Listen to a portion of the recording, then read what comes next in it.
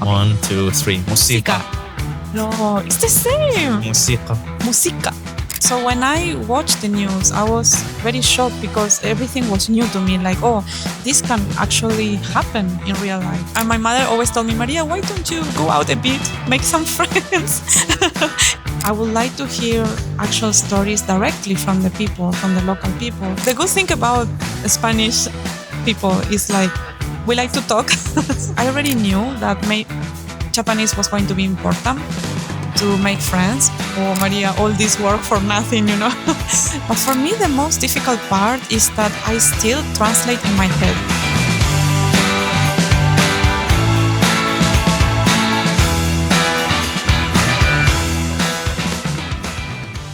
Hi, everyone, and welcome to another episode of Cupful of Stories.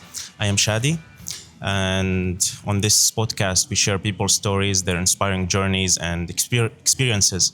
If you are watching, subscribe to the channel and click the CC button below to watch the video with subtitle. Maria, let me ask you right off the bat, who are you? What do you do? And where are you headed in life? The last question is very profound. My name is Maria, and I come from Argentina. I came to Japan around 3 years ago. And where do I go in my life? Good question. Hopefully, finishing my studies. Right now, I'm in the first year of PhD, so I have a long way to go. And hopefully also to try to find some job related to my subject. So that will be my goal so far. Thank you very much. Best of luck for you. So the other day I was like preparing for the podcast and reading something, and like I found an article for you. You wrote it, I think. It was on Discover Nikkei on 2013. And this is, I think, the first time you came to Japan. So tell me a bit about this experience. Yes, of course. Yes, it's been a long time. In the first time I came to Japan, yes, it was 2013, so it's been more than 10 years already. And at that time, I was writing my thesis for my university studies in Buenos Aires, in Argentina. And I had the opportunity, thanks to my parents, to go to Japan for the first time. And at that time, my main goal, not only to know the country, but since I was writing my thesis related to the 2011 great earthquake in Japan, I wanted to try to contact some people in Tohoku area, try to do some interviews for my thesis, for my studies, and I was quite lucky because after many emails I sent, because it was a very delicate subject, one NPO in a city called Rikuzentakata in Iwate, they answered to me and they were willing to receive me to answer the questions and get to know the people from the city.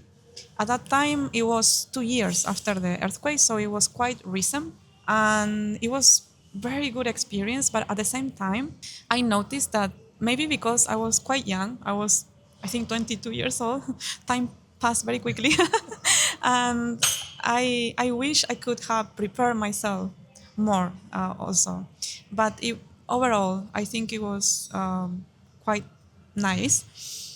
And I managed to go there and meet the people there, and they took me to some places, not just Rikuzentakata, but to see all the, not just to see the damage itself after the earthquake, but it was more about to see all the recovery efforts from the community. And I was very touched after going there. I think that changed a lot in my mind. So that area was heavily damaged after the earthquake. It was in Iwate Prefecture. Yes, it was. And Rikuzentakata. Yes, and yes. Did you visit other towns? Yes, we went to Ofunato also and the Kesanuma city also, but it was very short trip. It was only 1 day, so it was very intense. But mainly the focus was Rikuzentakata city because the MPO was working directly for the city at that time. Now, at that time, the MPO was called Seitakata, and they created the MPO specifically after the After earthquake. the earthquake. Yes, yes. But right now, the MPO, because it's been many years, so luckily they could success in many activities to try to find new jobs for people. And now they change into a company itself. So it's not They MPO anymore. expanded. They expanded, and it helped a lot to the people. And after that, I stay in contact with them, especially for with one person that I became very, became quite close friends. So I think that experience gave me more than just, helping me in the thesis itself. So Aye. Very impressive. But why this interest in Tohoku specifically? You are from Argentina. And why this interest? And you did your undergraduate studies. Your thesis was also about the earthquake. yes, yes. I think since I was a child, I was always interested in Japan in general, but more about the sort of like the pop culture, right? Like uh, maybe many has the same taste, right? Like anime or music or manga. But in when I was in my last year of university, I had to think about a subject for my thesis, and I still didn't know what to do, but I knew I wanted to do something related to Japan. And that year was 2011. So that's why it was very close to uh, the disaster, because the same year the disaster happened, and I remember I watched the news on TV, and it was very So it was shocking, a bit right? emotional and touched. Yes, yes, and because in my country it's not very common to see that those kind of disasters. We do have, but we don't have tsunamis, for example, and we had some earthquakes, but in average, it's not. They are not very strong earthquakes. Although it happened like maybe twice, three times, there were strong earthquakes in This was in Argentina, the but past or in the nowadays? past, like in the 70s, for example, there was one that it was quite strong. But in the recent years, the most common disaster we might have is floods, for example, floods or some very dry areas that can become also a disaster itself. So when I watched the news, I was very shocked because everything was new to me. Like, oh, this can actually happen in real life. Like, I didn't process like that it could happen in real life. Even if, for example, we are very close to Chile, so we also watch news about sometimes about strong earthquakes or tsunamis. But I think in 2011 it was quite big around the world. It was something that no one expected.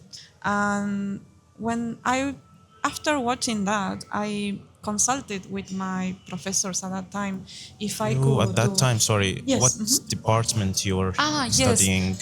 I was in journalism, in studying journalism, general journalism, not something specific in the area. In which university? Yes, the university is called USAL. I'm sorry, it's in Spanish, but it's Universidad del Salvador. So maybe in English it's translated like Salvador University, something like that. And it was in Buenos Aires City, in the capital, and I was studying around 5 years. And in the fifth year, that's when everything happened in Japan. And then I was trying to think, okay, maybe I can try to do something related to the disaster to also learn myself, because I lack any knowledge about disasters myself. So that's when I became interested in the area. I see.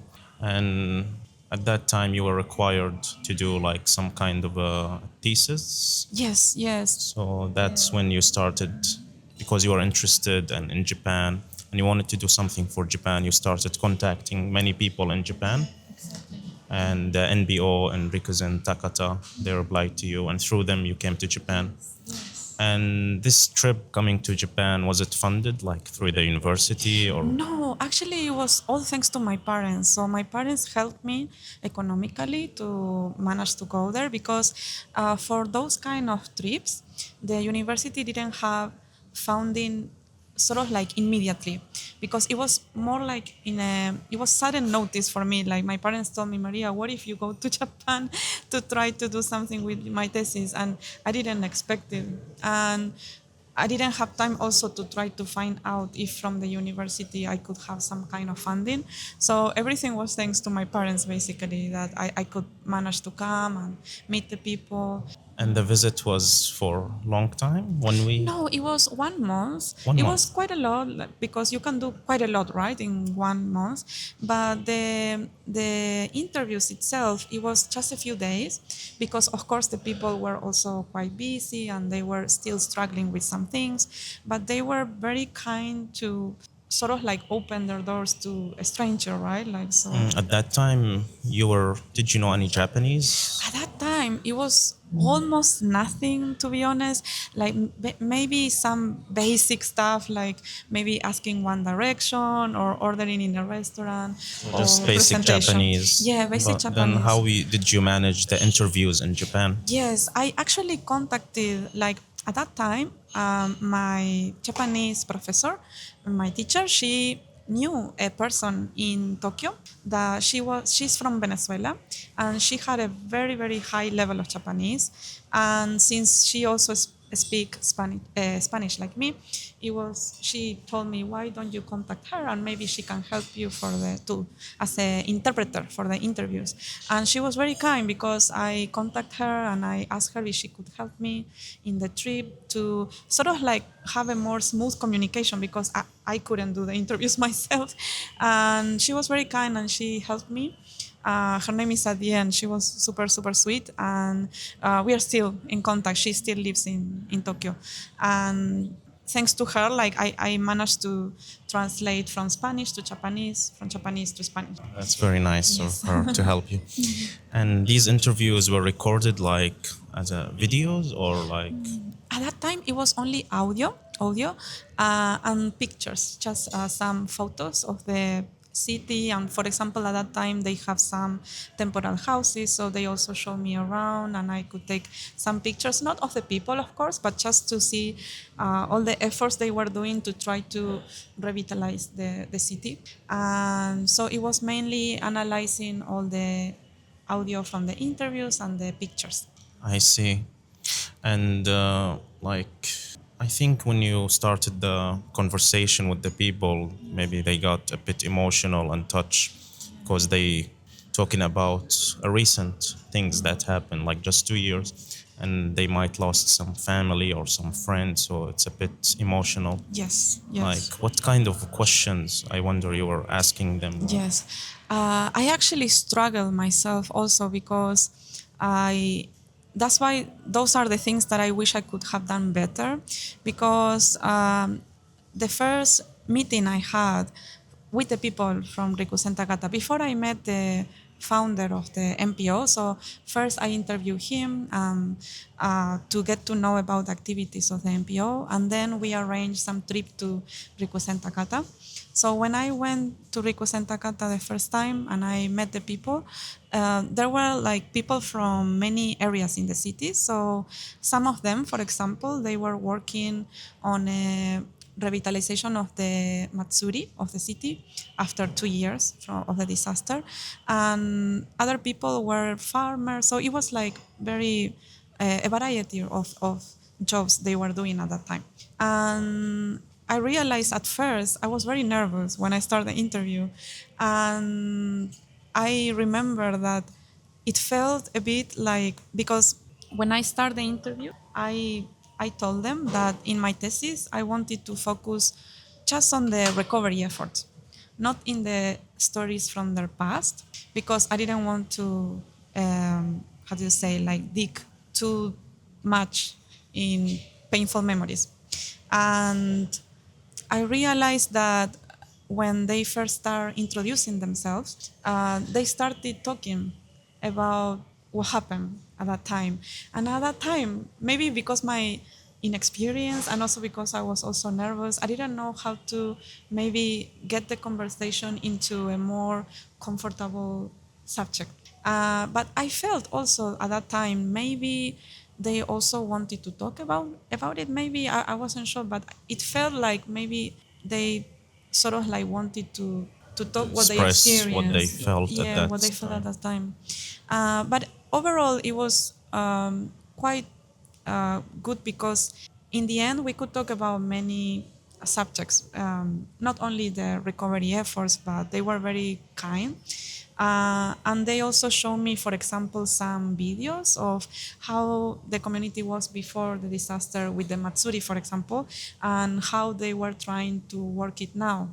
And they also struggle a lot in their community itself because, for example, for the Matsuri, this festival they have, the Tanabata, they, for some people, some survivors of the disaster, it was a bit shocking for them. Some people didn't want to participate because they thought, oh, there are other priorities, right? And some other people did want it to participate because for them it was like a way to not just a distraction, but to maybe bond together again as a community. So it was very challenging for themselves too, because until what point is good, until what point maybe are we doing too much, or is it painful for some people if we do this? So I was very touched when I hear that, because I never imagined that if I wouldn't have listened to them. I see. So, and I'm like guessing you met only local people, the resident who were there at that time. Yes, Did yes. you try, maybe they are farmers or like shopkeepers, like Yes, normal yes. people. Did you try to reach out to like people who are a bit official, like municipality or something? At that time, it was only the MPO's founder that was living in Tokyo but grew up in Rikuzentakata, so that's why he created also the MPO. And then it was the local people, but some of the local people used to work in also in administration, for example, of the city. But at that time, of course, they sort of like changed their area of job because they were focusing more in their revitalization itself. How to help the community? Yes, yes. As you mentioned, priorities. Yes, priorities.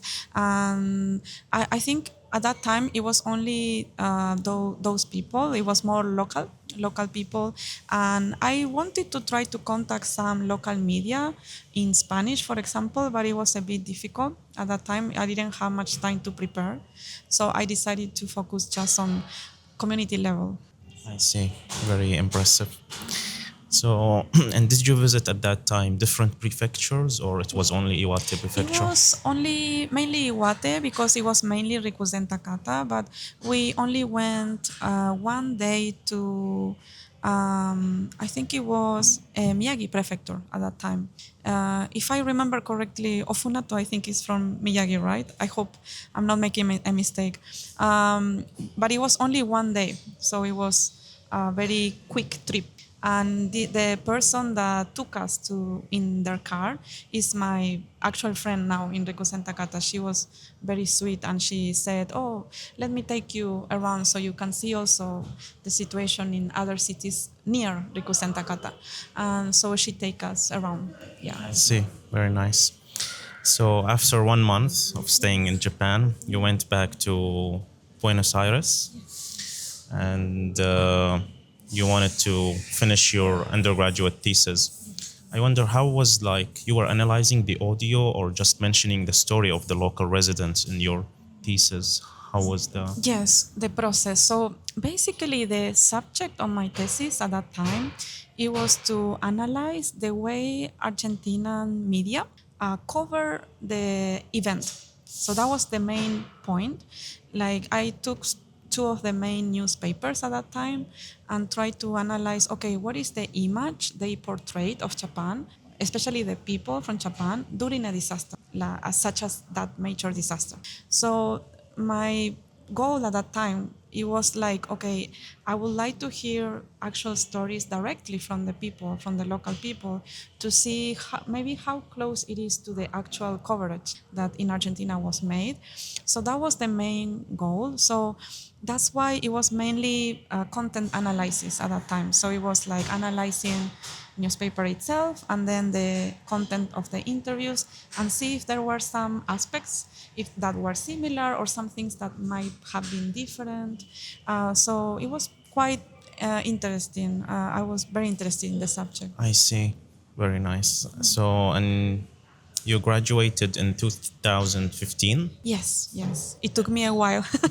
The thesis was longer than I The expected. usual like program is 4 years. Yes, usually it's 4 years. So I think I finished in 5 years. Like, I think I started in 2007, I think.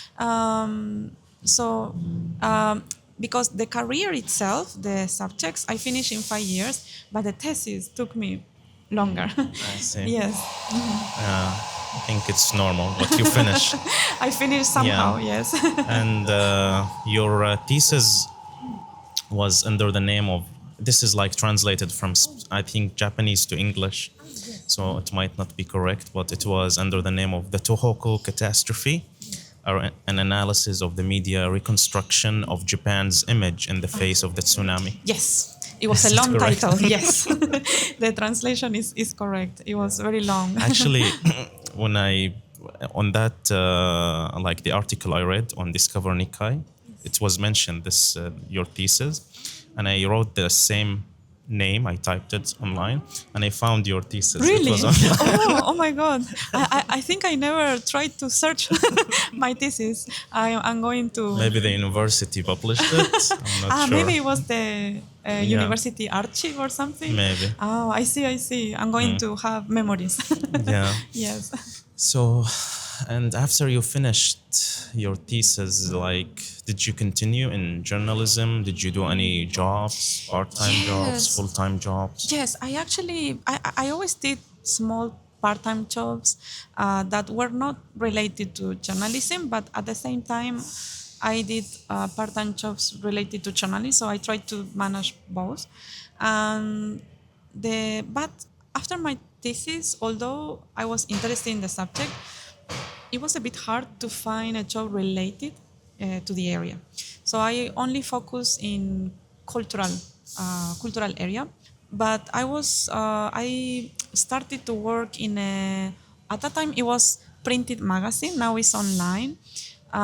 It was a magazine of the Nikkei community in Argentina, but the location was in the capital. So I started working there So basically. Nikkei, the origin is Japanese? Yes, they but are they like have some offices in yes, Argentina. exactly. Like the origin actually is from Argentina, but the people working there, most of them, at that time, they were descendants from Japanese, basically, from Japanese families. So I think in Argentina there is quite a big Nikkei community, not so much compared to other countries such as Brazil, which is much, much larger, but it's quite considerable, the number of Nikkei, and usually they have their own media, sometimes they have their own business. But nowadays it's also a bit open because it's not just the Nikkei community work. Sometimes they are also open to people who maybe are interested in Japan, although they might not be direct descendants from Japanese families. And Nikkei Argentina still like running until today. Yes, until today, but now I think they are more like online media. So before it was printed, but then they try to, as unfortunately, because I like printed media, very traditional girl, but I feel that most media nowadays there is a transition, right, to Yeah, online. everything now is digital. Yes. Yeah, I see. And I know you are very good at drawing. Oh, am I? I try, but You have because you have very good touch of drawing. I really like it. Oh, I really And appreciate you it. post some of your drawings on Instagram. Oh, yes. Yeah. It's been a long though. I need to draw again. Yeah. So when this passion for drawing started, is it like before your undergraduate studies or after? Yeah, I actually draw since very, very early age. Like I didn't know this because, of course, I don't remember. I was very little, but my mom always told me, like, since I was a little kid, that I used to sit down in a small table they made for me. And for example, my dad or my mom were watching TV or having breakfast, and I just look at them pretending, because of course I couldn't, but I pretending to draw them like live. And they always laugh, because it's, oh, we have an artist in the family. They were very, very supportive. But I think I always enjoy drawing. Like even when I was in my teenager period, I didn't want to go out. I just wanted to stay home and draw. And my mother always told me, Maria, why don't you go out a bit, make some friends, instead of staying home all day? I was like, no, I Let just me want to draw. draw. But eventually I changed a little bit. I became a bit more sociable over time. But I think I always enjoy drawing. And do you use like specific like colors, Ah, watercolors, or what kind of? yes, I love watercolors actually. Like it's my favorite tool. It became my favorite tool. Although at first I was so frustrated because it's very difficult to. I learned on my own and also watching tutorials. But for example, with other materials, I had a professor in Argentina that I went for a couple of years to try to see how to use other tools that I haven't used before. But I was mainly drawing portraits or realistic stuff. And then I don't know why I wanted to start drawing something more in the related to animation or manga style. So I transitioned a bit, like from portraits to anime style, and I really enjoy it. It was a good way also for stress relief somehow. This is because you like love Japan. That's why you were interested in anime. And Yes, it's true. I see. Yes. And after your undergraduate studies, you decided to do master degree. Yes, So, yes. did you? How did you proceed with this? The Japan trip. So I when I came back from Japan, I always had in my mind like, okay, I want to return. I want to go back. But I always postpone it. I guess it was life, or maybe excuses. I don't know. But I was like, okay, someday I will try to go back. So after, when I was at that time 29 years old, like almost in my 30s, I don't know if it happens to many people when they turn 30 years old, but I was like, should I try to change They a make bit hard decisions. a hard decision? Is it going to be a good decision? And I remember I had a friend in Buenos Aires that she told me about this scholarship, the MEXT scholarship, because she came to Japan with that scholarship for to study a master, and she always told me, "Oh, Maria, why don't you try to apply and see if you can, go to Japan with a scholarship?" And I was like, I wasn't sure I could get it, because in my mind I thought, oh, you must be like a research expert, to apply to that scholarship, and I didn't have much confidence, and also because although I studied Japanese, I still felt that my level was not enough. So that's why I like let it pass some years. I let pass some years, and then before my 30s, I remember in my mind I was like, maybe I should try to apply now before the expiration date, because I think this scholarship is until 34 years old, right? So I was like, it's now or never. So I didn't say to my parents anything. So I tried, because if I didn't get the scholarship, I didn't want them to feel a bit like, oh, Maria, all this work for nothing. So Because it yeah. needs a lot of preparations, Yeah, a lot of documents, and many preparation. things. Yes, you experience yourself, Shadi, so you know all the steps are quite challenging. Yeah. So you submitted your documents. So the first screening is the document screening. You Yes. submitted your document by mail, or Yes. you went directly to the embassy? At that time, we had to go directly. So they told us to prepare like a full folder, or it was like an envelope, right? And you put everything, right? All the documents to fill, the doctor, It's like right? You 5 needed to go to. kg of Yes, yes, document. yes. It was very heavy. It was like a portfolio, you know. And then I put everything inside, and then I went. I think there was like a specific dates that you could go and deliver yourself, and that was the first step. And then we had to wait after The that, right? embassy is in In Buenos Buenos Aires. Aires, yes, yes, yes. The embassy was in the capital, so I was very lucky because it was very near to me. But there were people from other provinces, like it's sort of like a prefecture here in Japan, right? So they came from far away to deliver their documents, and I was like, wow, they worked very hard. You know, I felt a bit guilty, you know, to be in How the same far is place. it? Like from where you are? You When are originally from. actually, I'm from the south, from the south of Argentina, so it's like the Patagonia area. But I moved to Buenos Aires because of university. So the embassy maybe was around 40 minutes by transportation. It was nothing. So I couldn't complain about distance. So yeah, many people apply, especially the recent years. Japan became so popular over the last 10 years, right? And when I was a child, I liked Japan, and it was very strange to like anime and manga, right? I feel now it's more common. So a lot of people try to apply because it's quite a good scholarship. It's very convenient, right?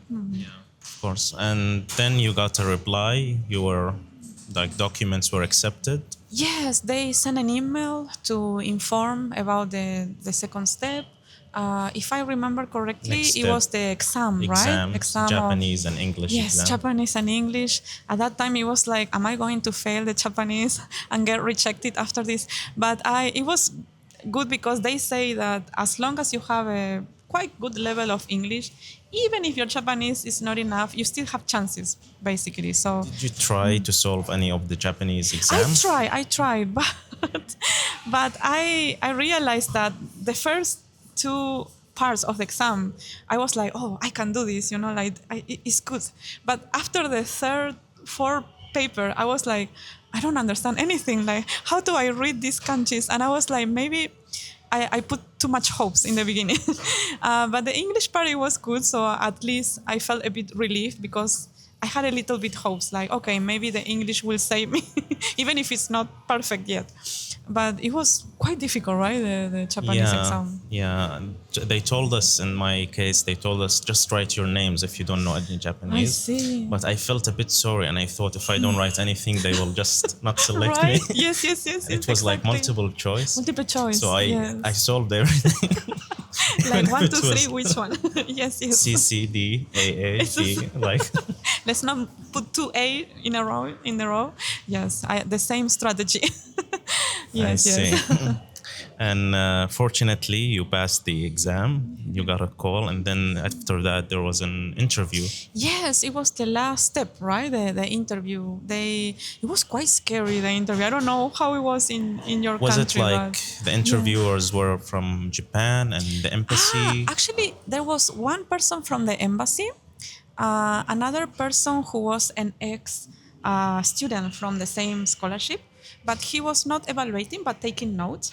And there were, if I remember correctly, there were two professors from very good universities in Buenos Aires. So they were actual researchers. So that's why they were the ones who, the main judge were them. But it was very scary. I, I think I heard before from other people I knew that they also applied. They all told me, be ready for the interview and don't cry, don't feel bad because it's hard. It's hard. Because of course we are not professional researchers, right? So there are many things that still need to work, or and I felt that there were some blank spaces that I needed to think about it more in detail. So after the interview, like I felt, I'm not going to get this scholarship. Do you remember what kind of questions they were asking? Like, was it about your research, or why are you interested in Japan? Or Yes, I remember that they focus a lot on the research itself, the subject, because, for example, I wanted to try to research about, again, the same subject about natural disasters, but more in the area of media and communication. But since it wasn't a specialization of myself, like I studied just general journalism, they also they were very how do you say, like strict when they ask about, okay, you are thinking about doing this, but how do you think you are going to accomplish this if you are not a specialist in this subject? So those kind of things, they ask you. And also, of course, they ask you, for example, why Japan? Why not study the same thing in another country, right? Because there are, for example, in my case, there are natural disasters in other countries. So it's sort of like you need to think, okay, how to show them that I really want to go to Japan and not somewhere else to study this specific thing. But it was quite nerve wracking. Yes, the question were very strict questions. Yes. I mean, they have to, right? Like Yeah. I don't blame them. I But wonder how many people, like, at the time of the exam, it was in the embassy also, there right? were How many people were? people. They actually divided in different groups because there were so many people that they couldn't everyone couldn't go the same day. So they had to divide. I think it was 3 days. So one day, for example, two groups. Another day, another two groups. So it was divided by that. And I think that because, for example, when I went to the interview, when I talked to the other applicants, I realized that they were from different areas. So art, for example, or medicine. So maybe I thought it's very well organized, right? They want maybe some variety for the interviews too. I see. So there were many people, and do you have any idea how many people came to Japan after they selected everyone? Yes, we were 5 people. Only five. Only five. It was Wow. a lot of pressure, right? Because I thought it was going to be 10 because I didn't know what was the common number. But apparently the embassy told us that it was the normal number, just five, sometimes six. But at that time, there were, for example, two people from medicine area. I was in communication, and there was another person in something related to art. And so it was quite variety of people that Yeah, we but came. 5 people, that's a Yeah. very Very low number. Yeah. So it's very competitive. Quite competitive, I think, but it's because many people want to come to Japan, Yeah. so it's a good opportunity. Yeah, and apparently the numbers are like differ from one country to another. Like in Really? my case, they took Yes. 10. Oh, 10 people. So for That's a you good 5, number. Yeah. I was with the Sikandar the last time. He's Oh, from Pakistan. They I took see. 15 to 17. 15. Yeah. Wow. So it depends on the countries, maybe. Yeah. I didn't know. I thought it was between 5, 10. I thought it was the normal. But yeah, I was surprised too. And after you got the okay that you passed the interview, and now it's the more intense part. You have to reach out to universities. Yes. So how was this experience? What kind of universities did you reach out to? Yes. I was struggling a bit when I chose universities because the area of journalism basically it's very hard to find a university that has an English program in journalism, usually, or media. Usually, the programs are all in Japanese, and I didn't want to do the program in Japanese because I knew my level was not going to be enough. But when you apply to the universities, you need to make sure that the professor you're going to choose is from the same department, right, of the studies that you want to do. So for me, it's like I only found one English program in Tokyo, but it was more, the laboratory itself was more focused in linguistics, for example. So it wasn't very too related to communication and natural disasters in my case. So I was a bit struggling to see or decide, okay, should I go to this one or not? But in the end, I found a professor that I felt at that time, I felt this is fate. I need to go with this professor because when I read her profile, it was very similar all the subjects she studied was That's very it. similar. Bingo. Yes, yes. I Yeah. was like, please accept me. And I contact her first because I saw that her department, her laboratory This was was media. in Media. Tokyo, No, this is now in Sendai. In Sendai. Tohoku In University. Tohoku University. So basically, the professor, she lives in Tokyo, but she works in Tohoku University. So when I read her profile, I realized, oh, this is very close to the area I really want to research about. And she was also interested in minority communities, which I also wanted to do or study a bit more. And I saw that she actually studied a master's degree in England. So I thought, okay, I can communicate in English.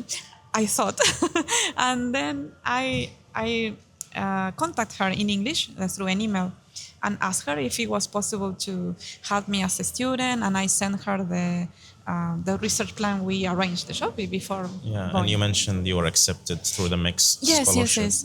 I had to mention that just in case, and then eventually she answered. So I was very happy. She answered me in English, so that's why I thought, okay, I am safe here. I can communicate well, and but she told me that the laboratory, all the people, only communicate in Japanese.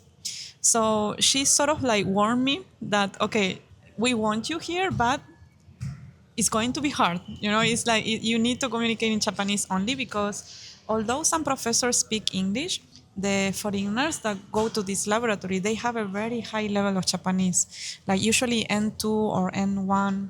So I was like, And at that time, at that time I had N-yon. I uh, had like N4. N4 level, Yeah. so it was less than intermediate at that time. And so that's why I was like, I was thinking, okay, put in a balance, right? Is this professor is very good. I will learn a lot of things from her, even if I struggle with the language. So I decided to go and apply with her and the Tohoku University. And I thought also that it was maybe good to come to Tohoku region because it was also close to the subject I studied before, right? So I thought, okay, maybe this is fate. I need to come to this university. So I decided to come. I see. But the scholarship, they ask us to select at least three Ah, universities. yes, it's true. It's true. Did you try to reach out to other Yes, universities? I put another university that it was in Tokyo, the private university that was more focused in linguistics. But I felt so bad, so guilty because we had to put priority, right? Which is the first university we really want to go, and a second option, third option. So I only filled two. The first one I put Tohoku University, and the second I put the private university in Tokyo. But I felt a bit guilty, right? Because it's like they know that you are putting them in second option, and I was like, oh my god, I feel so bad. But unfortunately, it's part of the process, right? Because if somehow you are rejected from the first university, you need to have sort of like a backup, right? Like, okay, if I cannot go there, at least I can Plan B, of a course. plan Yeah. B, right?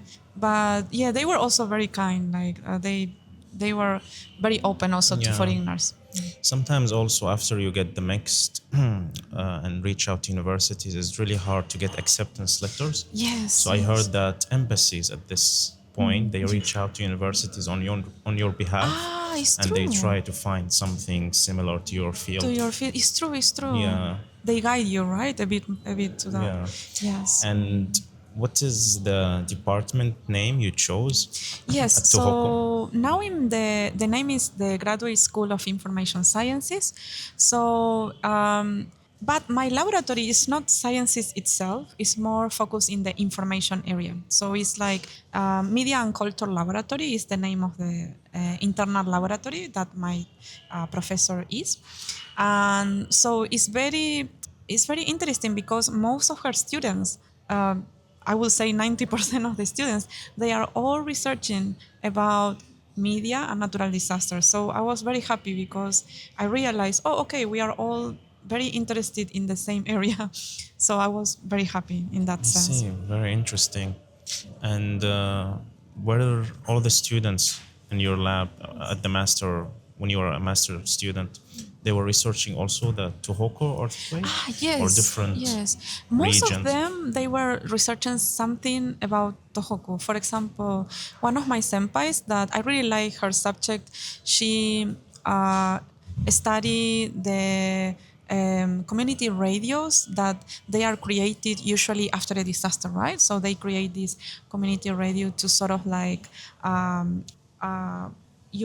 unite or like bond the people together and inform them after the disaster information that they really need, like. And usually these community radios sometimes they also inform in different languages, not just in Japanese. So it was very interesting.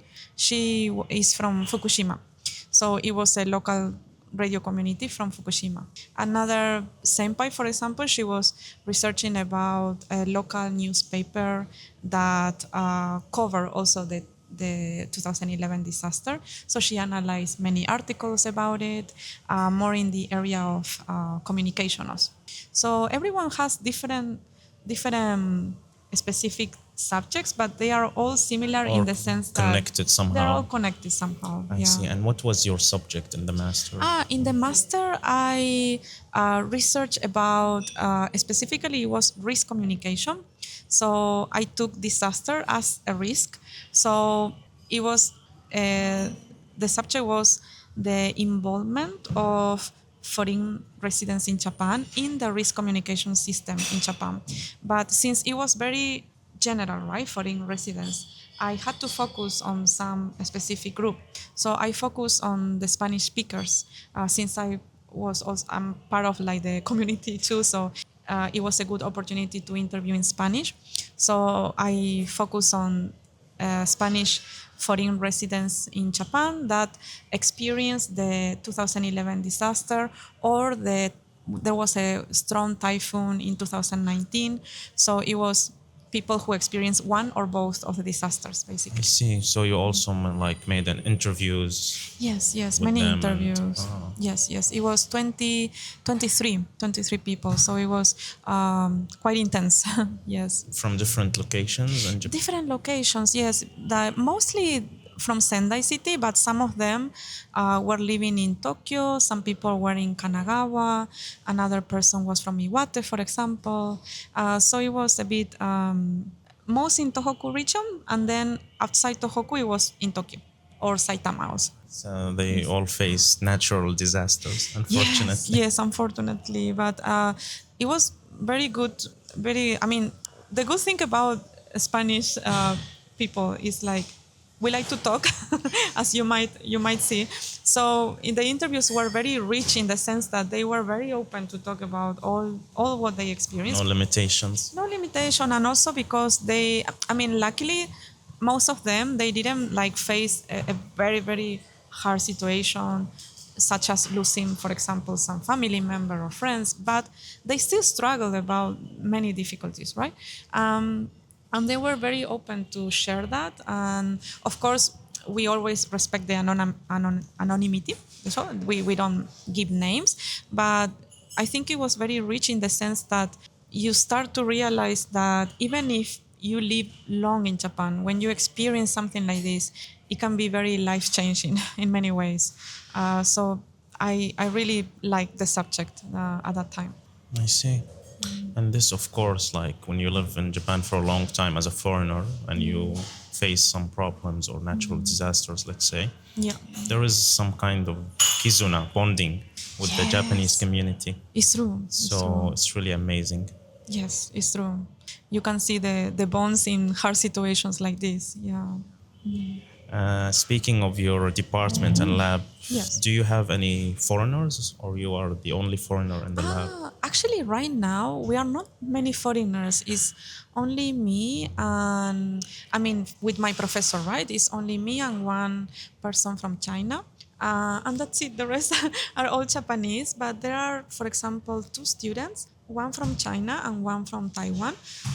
But they are with another professor. But it's in the same laboratory, it's the same location. So we are all sharing the desk place, basically. See, and how is the lab environment? Actually, now it becomes a bit better. I think I managed to adapt a bit better. But at first, it was a bit challenging. Um, especially because of the language, I think. I mean, my sensei warned me, like, Maria, prepare yourself, basically. But once you arrive and you start to live it, it's different than what you imagine, right? In your mind. Like, I was like, I think I can do it before coming to Japan. And then, I'm from yeah, Argentina. from Argentina. After arriving to the laboratory, I start doubting myself. Can I speak in Japanese, actually? But it was eventually, I think it was worth it. Eventually, like I noticed that I improve a bit, even if it's not a big, how do you say, improvement, but a little bit So better. one of the challenges was the language, Japanese language. Yes, yes. Did you take any courses after coming to Japan? Yes, when we come, we had to do the 6 months intensive course, right? So after that, How was that course? yes, to be honest, I hope people don't hate me, but Everybody is struggling with this course. I think many people will understand, because I didn't like the materials they use to teach Japanese, and I feel that maybe for the everyday life, to sort of like survive in Japan, I think it's good maybe, but when it comes to specifically academic Japanese, it's so different, right? Because we are all in different areas, and the Japanese that we are going to use in our laboratories is completely different than what we learn in the Like they classes, teach right? you the highest level of rules and grammars and maths and this and yes, yes, yes, yes. but when you go to the street it's like all plain form. Also, yes, or mass, and because I feel that maybe because of the materials, it's too structured. So when you actually start talking to Japanese people, you realize, the book didn't teach me this. This is another way, and I think you learn it eventually when you start talking more with the local people. I think that's the best way, besides the classes, because to be honest, the course, I think it was good as a basic course, for example. But more than that, I feel that we all need to figure out what is our best way to study, or something that work for us, because it's very personal, Of course, right? different people they have different ways Yes. of like learning a new language Yes, and adapting yes. to a new language. Yes, yes. I see. So after this course, did you Yes. try to improve your Japanese? I mean, the first year Right after, now you have yes. an No, actually, I didn't take an exam after. Like I you're should, still I should N4. have taken, because I never took the JLPT test after I took it in Buenos Aires. So the last one was the N4, but I should have taken the N3. But I don't know why. I still don't trust myself if I'm going to pass it or not. But I think it's because once you start the research, I realize there is so little energy left to study Japanese. And in my case, in the laboratory, because everything is in Japanese and the seminars are also in Japanese, presentations are in Japanese, the classes are in Japanese. So they only with me, they made the exception that I could, for example, write the reports in English, for example. And my thesis, I could write it in English. But I realized that the time that I spent trying to catch up in the seminars and the classes at that time, it consumed so much time that although it helped me a little bit to improve, for example, my listening, or maybe a bit more my confidence to speak, I still realized that I didn't have time to actually sit down and study specific things. So that's something that and just I need catching from to, here and from here, here and here. collecting. So yeah, so I wish that we could have, for example, one full year to study a Japanese that could help us inside our laboratories. I feel that could be life changing also, or maybe we will struggle a bit less. Yeah, when you're a student, some some labs are really demanding. You don't have enough Yes. time to do Yes, other yes. things than research. It's true, it's true. I realized that, especially when you start the thesis, right? Is And your thesis, master thesis, was in Japanese. No, luckily it was in Okay. English, but I could write in English. The problem is that when I had to, the final exam, when you had to prepare your oral defense, it was in Japanese. So I struggled a lot. I was very nervous because the entrance exam was also in Japanese. So I always, when I talk to other friends that they want to come to Japan, for example, I always told them, don't do the same thing as I did. Like, try at least to have an N3 at least, right, before coming here, and you're going to struggle a bit less probably. It's not that it's impossible, but it is very hard. It's Yeah, I very hard. mean, when you are, let's say, for tourists, they don't have this problem. They come here for 1 month It's and true. then they It's come true. back, so They they go don't back. feel it. But if you are, you don't know Japanese and you come here for 4, 5, 6 years It's true. and It's you don't true. know just the basic things, you will struggle a lot, especially Yes. outside. When Outside, you go yeah. to companies or when you order Yeah, something, yeah, yeah. when you do even basic things in the like post office or something, Yes, and it's a bit paperwork. The difficult. paperwork in Japan is, without Japanese, is very stressful, right? Yeah. Yeah, I feel that it gets very frustrating. Yeah, yeah. I see. So now you're trying to improve your Japanese. Yes. What, like, and you mentioned different people have different ways to grab Yes. the Japanese language. For you, what is working best for you? Like books I'm or still, to be honest, I'm or, still finding my path in the way to learn Japanese, but I realized that I need to think, what is the thing that I need the most? So for me, I need to speak better. So right now, instead of focusing on reading or writing, those are things that probably I'm not going to do in the end.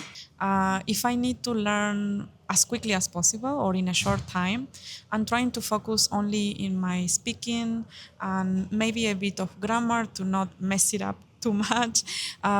For me, it's very difficult. For example, the learning the kanjis, for example. I have a very low visual memory, so I need to see a kanji 100 times before I learn it, or write it 100 times before I learn. So instead of spending too much time in that, because we have little time, right, to finish our research and everything, I think I'm trying to practice speaking with my Japanese friends, for example, and also in the laboratory, they sort of like force you to speak. yeah, that's I think one good thing you are in a Japanese with Japanese Yeah, people, so they force you they force to me, speak. yeah, So and I mean maybe it's good, maybe but it's very stressful. But it's good in that sense, because if I compare myself when I first came here, I couldn't put two sentences, and now I'm very proud, because it's like, okay, it's not perfect. I made a lot of grammar mistakes, and sometimes I don't remember the words, but somehow you manage, right, to try to at least tell the idea that you have in your mind. But for me, the most difficult part is that I still translate in my head. So I still think, for example, in English, and I try to translate from English to Japanese when I speak. So that's when I realize I still need to work a lot, because I wish I could, right now, for example, when we are speaking in English, that is not our native language, right? But I don't have to translate from Spanish to English, right? It's more natural. Someday I wish I could get to that level. Yes, but I think it's like trying to find out people that are willing to talk to you, with no problem in Japanese, and that might correct you also if you make some mistake, and also trying to find interesting books.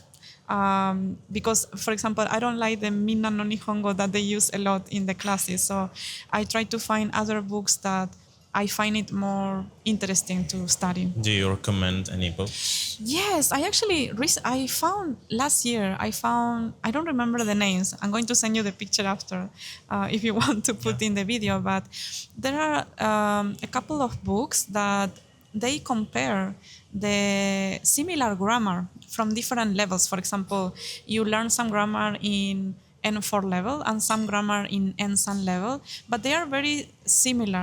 The meaning is very similar. So they teach you the context, how to use each grammar in different contexts. what sounds more natural. I thought that that was very interesting because we never learned that in the classes, at least here in the Yeah, university. that's very nice. You can Yeah. share, and of I'm course, going I'll to add share it to the if video. anyone is interested. I see. And so, when you don't know the language very well, is it Yes. very difficult to make Japanese friends? Yes, Because I don't know if you had that idea before coming to Japan, but I thought everybody in Japan can speak English. I think But when so. after coming to Yeah, you Japan, realize that the reality is this is different.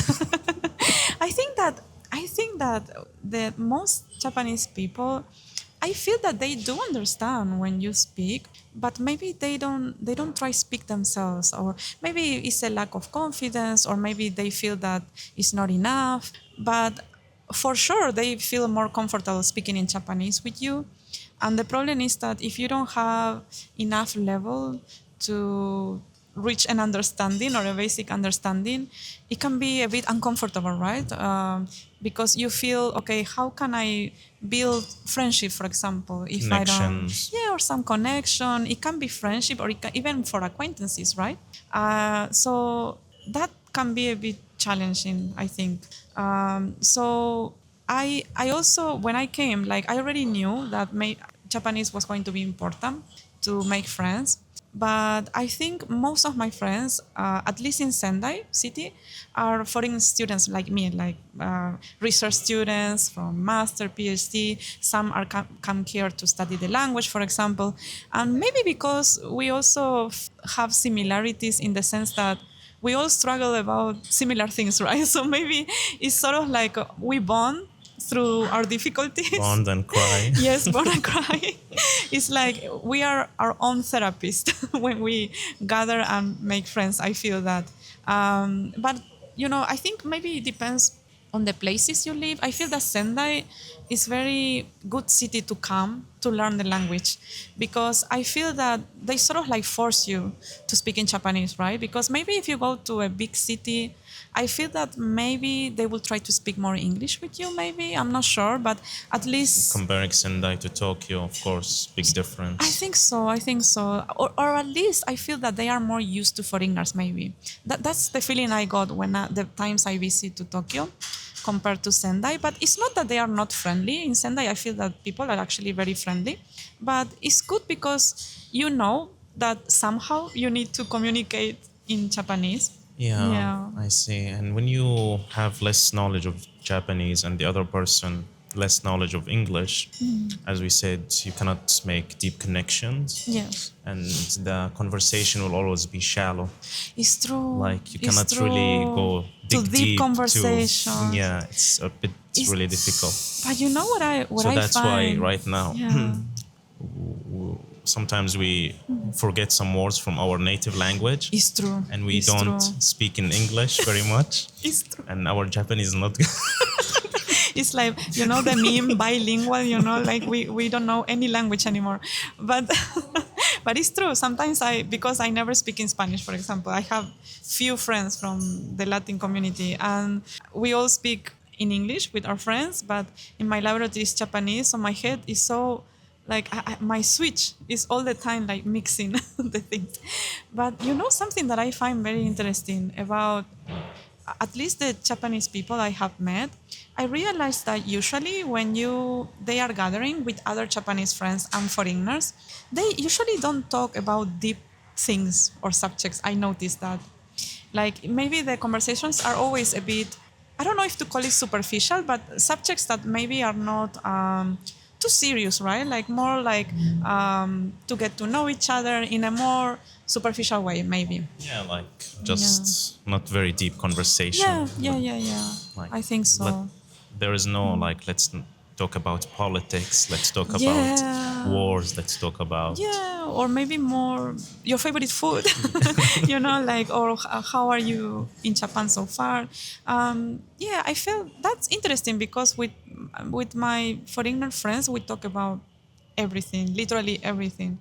And that's also interesting. But I realized that once you start building an actual friendship with a Japanese person, it changed a lot. Like for example, I have three very close Japanese friends. And if I compare our relationship in the beginning And now I realize that now we talk about everything as well. And they are actually very open. I don't know if it's because they know that maybe I'm not going to judge, like I make my mistakes in life too. And so I feel that that's very beautiful, right? Because once you get there, it can actually be very nice, but it may take longer than when I make a friendship with a foreign friend, for example. So that was very interesting. I see. So it might take some time. I think Takes so. some time, yeah. Yeah, I think so. I think it's probably depends on our own personality, right? Because maybe some people are more shy, right? And it's a bit harder to approach first and try to start a conversation. And if it's not reciprocated, right? It's a bit hard to continue without forcing it, right? Definitely, yeah. You're Yeah. right. I see. Yeah. So, I'm sorry, I talked too much, I think. so you finished your master's degree recently, like last year, right? Yes, I finished. Actually, it was on September this year. September. Yeah, it was very recent. Like it was in end of August. I had to finish everything, the written September this year. thesis. Ah, So I see. September was the graduation ceremony, basically. So I started very recently the PhD. I Yeah. see. And you wanted to continue. Yes, I In wanted the to suffer same- more. So Yes. you extended the scholarship. Yes, I decided to extend for the PhD 3 more years. This is a really Yeah. good thing, like of the MEXT scholarship. If you Yes. want to extend, they give you. They give you the extension. chance. Yeah, I this don't is really think it's amazing. very common, right, for some I scholarship. don't think so. I think it's a good opportunity for people who maybe we are still trying to figure out where to work, If right? you want to stay in Japan for a if we longer want to time. stay long or not. So it gives you time at least to think. At the same time as we suffer a bit during the research. So after that, I will need to think what to do because I also don't know if I want to stay longer or So not. you apply to extend and you to stay in the same lab. Yes, I decided to stay in the same laboratory because I noticed that my sensei is very supportive of what I want to study, and I can learn a lot from her. And even the senpais are still researching about similar subjects, and you can learn a lot from them also when you listen to their seminars, for example. So I decided, okay, let's continue the same path. Hopefully, getting better in Japanese to not suffer in my defense and be able to graduate. Yeah, I hope so. Hope so. Hope so. Hopefully. And for now, your studies, is it similar to your master's degree or Yeah, something very actually, specific? I think it's similar in the sense that I'm still focusing on foreign residents in Japan. But now, because I recently started, it was in October that I started. So we are still in the process of trying to think the specific subject I want to focus. But so far, I'm trying to figure out if maybe instead of focusing in just one group, I want to try to be to include more foreigner groups to try to see different cultural differences among the groups and different backgrounds, and to see, okay, how to involve them in the risk communication system in Japan, and at the same time think, because I'm in the media area, so I'm trying to, my goal will be to try to create some local media that could connect not only the foreigner groups themselves, but with the local community, basically, the Japanese local community through, for example, MPOs, or, for example, there are many restaurants in the city whose owners are foreigners as well.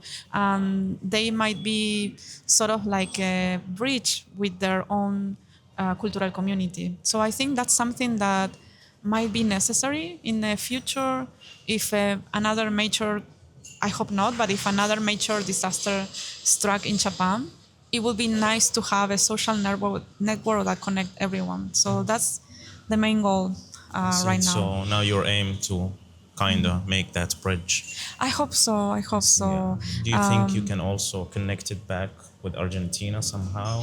I was thinking also, because the problem in Argentina is that we don't have such a good disaster management system as in Japan, because when I start like researching about how is the management here in Japan for the local people, although there are still things to improve, it's actually amazing, like all the things that they are taking into account, especially after the 2011. But in Argentina, we have so much work to do. And I think one of the main obstacles is that we don't have education in disasters from school, like here, for example. So right now, I think that I'm focusing only in Japan, but I wish if I can study more about this and become more specialized in this area, maybe it would be nice to try to think how to connect in other countries as well. Very interesting. Maybe there is no good risk management system or disaster system in Argentina because you don't have like many I natural think so. disasters. Although we do have, there were cases of floods that were very, you could tell how bad the evacuation system is because there is almost no evacuation system. So we had experiences that were very hard in Argentina. But unfortunately, after that, still, it feels that nothing changed much. We do have some technology, for example, compared to some years before, that, but the way it works is not as efficient as in Japan. So I feel that there is a long way to get to that level, I think. I see. Hopefully it will work out for you. I hope so. Yeah. Let's do our best. Yes. Yeah. So when we speak about Argentina for us in the Middle East, especially in Syria, Oh. I mean in the Middle East in general, Yes. we know like when you say Argentina, we know like Messi, Oh, Maradona, I Guevara. love Messi, so Guevara also, Yeah. Che Guevara. It's true, it's Yeah, true. but for us Syrians, it's a bit more. We have a special place for you because of mate. I love mate, so it makes me happy to see that other people likes mate as well. And we have maybe 3-4 types. Oh, But what I know, we have 2 types of mate. Oh, One okay. is green, the other one is red. Like this is the package from red. outside. Oh, really? It's called like jarta. Carta, okay. The other one, pipore. Pipore, we have pipore in Argentina. Oh my God, I'm Yeah, so because happy. it's written, it's made in Argentina. Yes. It's very, I think it's quite a popular brand, pipore. Yeah, It's so- a bit more soft, right? Yeah, when you ask Syrian people about Argentina, Yes. it will be mate. Like Oh, with- it makes me so happy. I should visit Syria then and drink mate with the local people as yeah, well. welcome, you're welcome. Thank you. And That's so some nice. people are, it's like they drink mate every day, 3 times per day. Oh, Like yes. for yes, breakfast, lunch, Everything, dinner. everything. Mate is their life. How is it in Wow. Argentina? In Argentina, it's almost the same. I'm very surprised. Like, are you sure it's not Argentina? Because actually, it's very funny because we have a very close country to Argentina, is Uruguay. And there is always a competition, like who drinks more mate? I think, to be honest, as an Argentina, Uruguay drinks more mate than us. It's very interesting. But in Argentina, we drink during any times of the day. That's something that I like it, especially students. I actually start drinking more mate when I started university because you had to read so much, you had to focus for such a long time, right? And I realized when I drink too much coffee, it wasn't good. I got a bit like anxious. My body got a bit too much caffeine. But with mate, I find it more relaxing. But at the same time, I noticed that I could focus on my studies and read for long hours in the day. So it's very common to see students with how do you say, like a thermos, right? A thermo with the mate cup and the straw, and we take it to university and drink, for example, in the break. Yeah. So mate is like, for people who are watching, we will show some It's pictures. true, it's true. It's like tea-like. It's Yes. like herbs. Herbs. We have some like are thin, some are thick, like the seeds. Yes. And you have a metal straw, The metal straw. and yes, the it's cups the classic. can be very beautiful. Very beautiful. It's true. You can do some drawings or Yeah, typical things from. But the original, Argentina, I for think, example. cups are made of a plant. I I see. Because the classic one in Argentina is made of pumpkin. Very interesting. Like inside is the pumpkin. And some are from metal, also metal, but the classic is pumpkin. So it's very, very interesting. The designs are very beautiful. Yeah. Do you try mate here? Unfortunately, I brought a pumpkin mate, and I love my pumpkin mate, but the cup, right? But after one summer in Japan, there was such a high humidity. I couldn't use it anymore, and I'm so sad because if I want to buy here a pumpkin mate, it's so expensive from Amazon, for example. So now I'm using like a little cup that it resembles a bit of the mate, but it's been long, to be honest, since I drink mate because lately I've been drinking so much tea in Japan. But I still have it when I want to drink a little Yeah, bit. I bought one from Amazon. It was a bit Yes. pricey, but they give you Yeah. like a big cup. It's metal Yes. Ah, it's metal. I and see. a straw and all the. Ah, with the straw also. Yeah. Oh, that's good. Yeah. And in Maybe I should buy Syria, a we metal. yeah, most of the people like they just drink with the teacups. Ah, with the teacups, But it's some true. people they also like to be very artistic and I they buy see. and More authentic, maybe. Yeah. But it's true, you can use the teacups as well. It's very convenient. yeah. And I don't know for you, but for us, some people instead of hot water, Yes. they add hot milk. Hot milk. Actually, it's very interesting because some people in Argentina, I also saw that they put hot milk also, but it's not very common. Usually, it's hot water. Or, for example, in summer, sometimes people put some juice, for example, in the mate instead of hot water because it's very hot, right?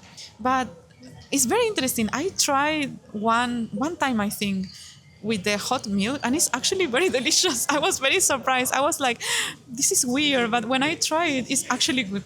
I It like was it. like a rich taste, Yes. like royal milk tea. Royal milk tea, yes, it's true, it's true. It's even better than royal milk tea. And as a huge royal milk tea fan, I have to say the hot milk mate is better. I love it. I see. And do you drink it with sugar or? Actually, I can drink both, but I prefer without sugar.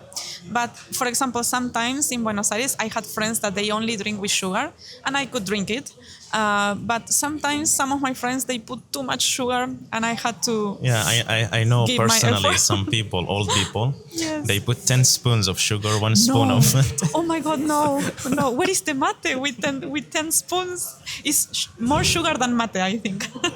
Yeah. But yeah, it's difficult. So this is one of our favorite drink, to be Yeah, honest. it makes yeah. me so happy. Especially so happy. it's very common in my hometown, actually, in Oh. Homs city, Yes. and some part of Syria like Tartus and Latakia. Oh. Yeah, it's very common there. Oh, in those specific cities, it's Yeah, more. this is Oh. like everywhere you can see. Wow. Even if you go to a cafe, Really? you can order like mate. Really? In the menu, they have mate Yeah, menu. to ask. Wow. Yeah. And how is, for example, the price? Is it average? I'm not compared sure to nowadays. coffee, Probably a bit expensive. or? Oh, I see. Yeah, but I mean it's very common. Wow. And it's common to have in their homes also, the mate? Homes, everyone. Wow. Yeah. That's so nice. Yeah. Wow. It makes me so happy. Look at So Syria. if you visit Syria, you will feel Oh, home. I definitely will go, and I will buy some mate from Syria also. Yeah, Do they put also ornaments in the mate from Syria, for example, or not? they put some. They put Oh, that's nice. It Yeah. might be a good memory also as a Yeah. traveler, right? Yeah. yeah. I love it. Yeah, so there's many similarities actually between Latin America and Middle East because many immigrants they were back in the days they were going to Argentina, Brazil, I see. and then they come back. Yeah. This is Yeah. how they introduced mate That's actually. how they introduced. I Yeah. see. And it became popular. Wow. Yeah. That's so And nice. also we have some maybe food similarity, some word similarity. Oh. So now I want to play a game with you. Oh, okay. I prepare myself. No. So we have some. Yes. I want to say some words in English. Okay. And let's say like count 1, 2, 3, and then we say the word in our language. Oh, okay. Because we have In our some language. similar Okay, words. okay. I hope I can think fast. Yeah. So Yes, the yes. first word is oil. Oil. Okay. Yeah. Oil. 1, 2, 3. Zait. Aceite. As Aceite. we say zait. Zait. It's very similar. Yeah. Aceite, zait. The Zait. last part, right? Yeah. Wow, look at that. It's a bit Zait. S. We say Z. Zait. Zait. Zait. Ah, it's a bit stronger. Yeah. Zait. Okay. Wow. Next word. Yes. Olive. Olive. Okay. No, One. wait. Olive. Okay. 1, 2, 3. Oliva. Zaytun. Ah, Do you say oliva. zaytun? Actually, because olive, you mean the Like the- I was thinking about the olive oil. I'm so sorry. So in Spanish, it will be aceituna. Aceituna. We say zaytun. Aceitun, so it's almost Zaytun. the same. Yeah, one Aceitun, and one zaytun zaytun. is like zaytuna. What? No way. Oh my God. I should learn the language. Maybe I can learn a bit faster than Maybe you can Japanese. switch from Japanese Yes, to our. yes. Okay, the third Oh. word is sugar. Sugar. Okay. 1, 2, 3. Azúcar. No way. Why I never knew this? Sukkar. Sukar, say azúcar, we say. sukar. Wow. So it's like the last part of the word in Yeah. Spanish. Wow. Okay, after Yes. that. Okay, this is easy, I think. Lemon. One lemon. Lemon, okay. 1, 2, 3. Limon. Quite similar. Yeah. Limon. It's also similar to English, Yeah. right? Lemon, limon. Mhm. Okay, then cotton. Cotton. Cotton. Cotton. Okay, cotton. Yes. 1, 2, 3. Algodón. Cotton. You s- Really? you It's the s- same as English. We say algodón. Cotton. Algodón. Cotton. But Wow. you say Algodón. algodón. Algodón. It's a bit different, right? Yeah, what's almost it's the similar. same as English. Naruhodo. Cotton. Okay, shirt. Okay. 1, 2, 3. Qamis. Remera. I see. We say remera. But actually, you say camisa, right? Qamis. Camis. In Spanish, we have a word, camisa. But usually the camisa is like a long sleeve. Long sleeve. I Yeah, see, I long see. sleeve. But shirt, you mean long sleeve then? Yeah, long I'm sleeve. so sorry. No, it's I thought okay. it was like, how do you You say, like, not the long one. yeah, the t-shirt. The t-shirt. I see. So, So- the same, camisa. Yeah, we say And qamis. Camis. Without the A then. I see. Then music. Music also. Okay. 1, 2, 3. Música. Musica. No, it's the same. Musica. Musica. So we say música. Just the accent a bit different, Yeah, right? the same. Wow. Okay, then trouser. Trousers. Okay. 1, 2, 3. Pantalon. Oh my God. I think Yeah. I shouldn't have studied Japanese. What am I doing with my life? Yeah, you say pantalon. Pantalon. The Say same. pantalon. Pantalon. But it's almost the same Yeah, accent, right? the same. Pantalon. Okay, the last word. Yes. Giraffe. The animal. Giraffe. Okay. 1, 2, 3. Jirafa. Zarafa. Oh my God. So you pronounce the J a bit like Za. No, we say zarafa. Zirafa. Zarafa. Zarafa. You? Jirafa. Jirafa. Hi? So with the J, we say ha, he, hi, ho, hu. So okay. it's jirafa. Jirafa. Is it like a sound? A bit. Jirafa. I see. Ha, he, hi. Do you say the letter? We don't have it like that. Like I think Very that strong. I think it's not too strong. But we have the R, for example, is very strong in Spanish. The brr But is you very can Spanish. say word, letter. A letter? Letter. I can't. Let's say, for example, can you say Khaled? Khaled. Yeah. The kilo? Yeah, you can. I'm very happy. I I didn't think know. you can learn Arabic. Oh my God. I should learn Because another language. the sound is very difficult for foreigners. But for No you, problem. it's very wow. easy.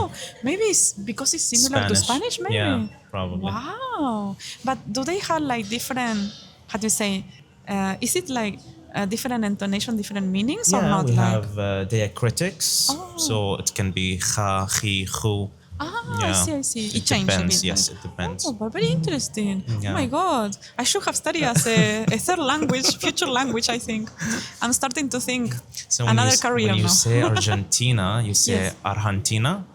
Argentina. Argentina. So the G The G changed in to that is a bit tricky because between H and yes, we say almost similar to the J, Argentina. G is the same with J, E. But for example, when we had the G and then the U and a vocal, it changed instead of G, we say G. So it's like G, G. So it changed depending see. on the conjugation. Yeah, so many similarities. Yeah, I'm very happy. I didn't know this. You Yeah. see, we can communicate in our native language with this type of Yeah. words. And we really like, for me, I really like the Spanish language. Oh. And because of La Casa de Papel. I love that series, like Casa de Papel. Yeah, this I is one love of Spain my series. best series. Yes, I love it too. I love it Did you too. watch it? I watch it. Actually, I watched it quite recently. Last year, I watched Yeah. it for the first time, and now they make a spin-off, right? Yeah. Of I forgot the name of the character. I don't remember, I but don't one of the remember. main, like the Yeah, brother of the professor, I think. I think so. One of Yeah. one of the companions, right? Yeah. But I haven't watched it yet. But Yeah. I like La Casa de So Papel. it's like with it's 5 seasons. Every season is like better than the Yes, one they before. got better and better. Usually it's the opposite, right? It gets like a bit, but I'm really happy. I want to Yeah. introduce this type of series to my friends Yeah, as and there well. is one Argentinian like Palermo. Oh, Is Palermo. like his name is Yes. Rodrigo Dalla Serna. I have to He's from say, Argentina. this is one of my crushes. I love this actor so much because he's such a good actor. He's very famous. He's very famous. Like he made very good TV series and movies. He started very young, and but he became very popular with this series and also. I forgot the name now. There was a historical series from Argentina that he also participated. I see. I really like him. He's very charming also. Like Yeah. in the interviews, super sociable. Yeah. Yeah, like all the characters in that series they really were Very very charming, good. right? Yeah. They are very good actors. How about Arturo? Arturo, oh my God. I love, to be honest, I love everyone. Like, I cannot, even if I hate the character, I love them because it means they are doing a good job, right? That Arturo, I mean, everyone hates, right? So it's like, it means he's doing a good job. He's doing a very good job. But my God, how many times I wanted to punch the screen, like, stop it, Arturo, come on. I see. Yes. Yeah, you mentioned you like anime and like drawing and these things, and Yes. probably you have some favorite, maybe like anime or favorite Oh. series, maybe Ghibli or something. What Oh. do you have any? Yes, actually, I have many to be honest. But if I had to pick one, the one that I really really love is Slam Dunk. I don't know if you know. It's Yes. a classic, right? I became interested in basketball because of Slam Dunk. And first I watched the anime, and because it didn't finish the whole story, I wanted to know like what is going to happen. So I read the manga as well, and I became a huge fan of Slam Dunk. That's one of my favorites. But when it comes to Ghibli, I also like Ghibli. I especially like Chihiro and Nausicaa also. I love those two movies are my top Ghibli movies for me. They are very beautiful. When I introduce, I have a couple of friends that they are still not much into anime, but sometimes they ask me, "Oh, can you recommend me something?" I always recommend Slam Dunk, and then I recommend Full Metal Alchemist, and they always like it. I never had a negative so far. I hope they always get attached. It's like, "Oh, okay, I want to watch more." I think those are good stories to start watching anime. Very nice. Like for me nowadays, I don't watch many anime, but I really like Ghibli one, Spirited Away. Oh yes, Yeah, it's yes, a bit yes. It's touching and emotional. I love it. I love Yeah. it. For me, it's one of my tops from Yeah, Ghibli. and Yeah, you yeah. know that the director of Miyazaki, Yes. like now he shaved his beard. It It's was true. white. Now It's true. he changed a He's lot. different now. Is he Miyazaki or a twin? We don't know. Yes, he changed a lot. And he see. always says he's going to retire, but never retires, Yeah. which I appreciate also. Like, Yeah. we need more stories from him. And speaking of Slam Dunk, actually, when we were children back home, yeah. all these animations, Slam Dunk and other ones, they were show it on TV for us. Oh, yes. But back then, we didn't know that it was Japanese until I it's came to true. Japan. Then I It's true, realized, you oh, this is realize. Japanese because it was dubbed in Arabic for us.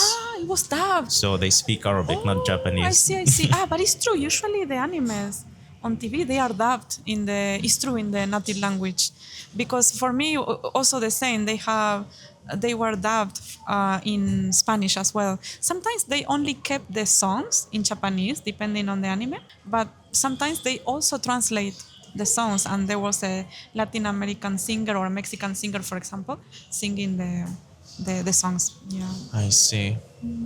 very Yeah. interesting. Now you are in Japan for how long? So it's been more than 3 years. Uh, it's going to be soon, well, not so soon, but in July next year, it's going to be 4 years. So 4 years. Did yes. you visit back home? I actually went once, only once, because unfortunately Argentina is very far away. So I only went back in September of last year, not this year. And it was very nice. I needed to see my family so badly. But it's too far away, unfortunately. So it was a bit difficult this year to go Like back. when we went back home, any culture shock? Oh my God, it's true. It's true. You know what I realized? I don't know if it's shock, but I realized that here we don't, how do you say, like, we normalize it a lot. For example, bowing, right? And I realized when I go back to Argentina unconsciously, I bow everywhere I go. When I talk by phone, I do this like, oh, and I'm like, why am I doing this? I'm not in Japan. And I don't know, it's like it was very funny. And my friends sometimes they say, Maria, stop it. You're not in Japan anymore. Like, and they laugh at me and in a good way. And then I think if I can say a shock, maybe the smell on the street, unfortunately, because in Buenos Aires it's beautiful city, but it's very smelly, unfortunately, in some parts. I mean, compared to Japan, is a bit different in that sense. But I think I'm used to because I live in Buenos Aires for so many years that it's not a shock, but it's like, oh, yes, I remember the smell. It's see. more like that. Yes. Yeah, Japan is very clean. It's very clean, very You clean. cannot compare to other Yes, at countries. least in Sendai, right? It's very, Yeah. very convenient. Yes. I see. And like, I wanted to ask you Yes. before we wrap it up, Yes. can you say some words in Spanish In Spanish, yes. to the people? It Oh. could be anything, like 1 or 2 sentences. Oh, what You should can I say say? anything you want and maybe give an English translation after. Oh, okay. What should I say? It has to be motivational. No, it's fine. Not Anything. pressure, right? Yeah, no pressure. Okay. So I'm going to invite them to Japan in Spanish then. Okay, let's see. Bueno, espero que la gente de Latinoamérica o hispanohablantes que quieran venir a Japón, que puedan cumplir su sueño, que puedan venir y disfrutar de esta experiencia que trae muchos desafíos, pero al mismo tiempo trae también muchas buenas experiencias que nos llevamos para siempre. Así que los animo a poder venir y estudiar o trabajar. Espero que puedan hacerlo. So basically, it was more like inviting people, especially people who really like Japan and they To come to want to Japan. come, and I hope they can come and fulfill their dream. And that although it can be challenging, right, to live in another country which might be very different from our country, it still has very good experiences. I think it's worth it. Yeah. All right. Maria, thank you so much for sharing your story with us today. Thank you, Shadi. It's been an absolute pleasure having you today on Cupful of Stories. Oh, thank you so much. It was a pleasure also. Thank you very much. To everyone watching or listening, don't forget to like and subscribe to stay tuned for more amazing stories. If you have any thoughts, feedback, or suggestions, drop them in the comment section below. I would love to hear from you. And remember, every story has the power to inspire. What's yours? Till then, see you next time.